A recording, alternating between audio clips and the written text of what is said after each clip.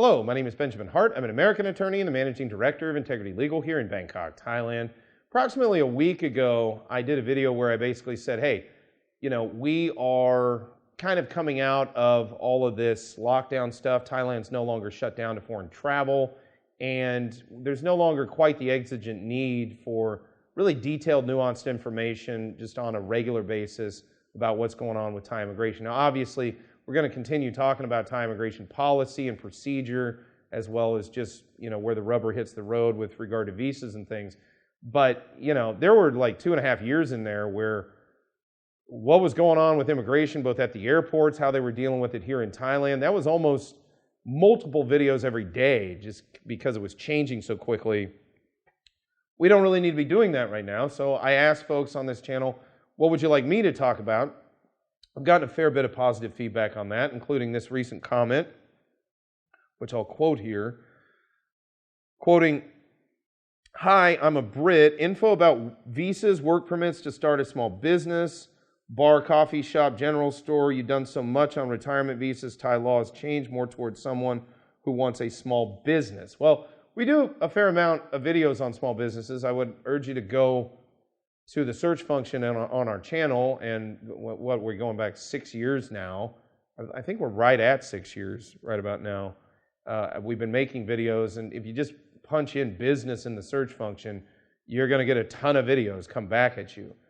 That said, I do kind of forget that we have been doing this for this long, and when I think that, I've done a video on a topic and that's kind of done and dusted, I kind of forget that, yeah, I did that 3 years ago, and it's not really just popping up readily on YouTube, or even, if you don't know where to look for it, it's probably going to be a hard time finding it. So hence the reason I'm going to go ahead and do this.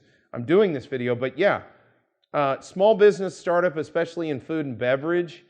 Again, me personally, I can't really speak to the business side of things. I've never set up one of those operations here in Thailand, but I can tell you from the standpoint of sort of legal and admin, things you're going to need to worry about. Yeah, you're going to need to set up a company or buy a company if you're looking to buy in.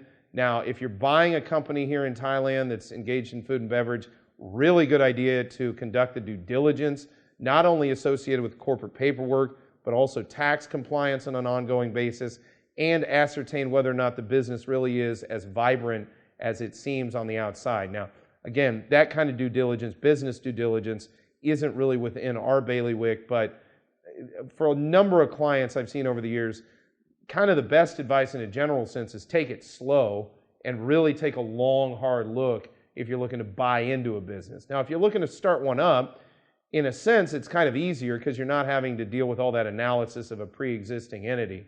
But if you're looking to buy something, if you're looking to start something up, then yeah, you're going to need to go ahead and set up a corporation.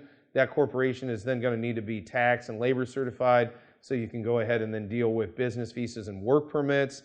And yeah, there's ongoing compliance associated with that, ongoing costs. There's no real minimum tax associated with maintaining that status, but if you're not generating revenue and paying some taxes over a relatively long period of time, then you're going to have issues associated with maintaining work permit and business visa status on an ongoing basis. So the thing to take away from this video is, yes, starting an SME in Thailand is a fundamentally different thing than just retiring in Thailand, because starting up a small business, you're going to be working for it. And I can tell you from personal experience, it's difficult to set up a business in a country where you don't particularly speak the language, let alone read and write. And then you're also dealing with a lot of corporate documentation in a system that in many ways is fundamentally different than a system you're dealing with if you've been dealing with the US or the British system.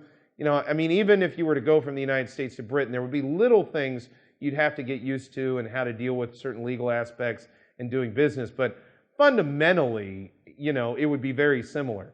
There are things in Thailand that will just kind of pop up out of the woodwork on you, and you won't think that. One of the big ones is because on top of doing business here, you've also got to maintain your visa and work permit. And doing that on an ongoing basis has a number of requirements. And if you don't have competent legal and accounting professionals behind you to go ahead and provide insight, especially foresight with respect to those issues, you can really find yourself in a really bad situation. Sometimes in a situation where you end up owing taxes you didn't know you needed to pay, or you end up in a situation where you don't have the documentation you need to maintain your long-term business visa and work permit status here in the Kingdom of Thailand.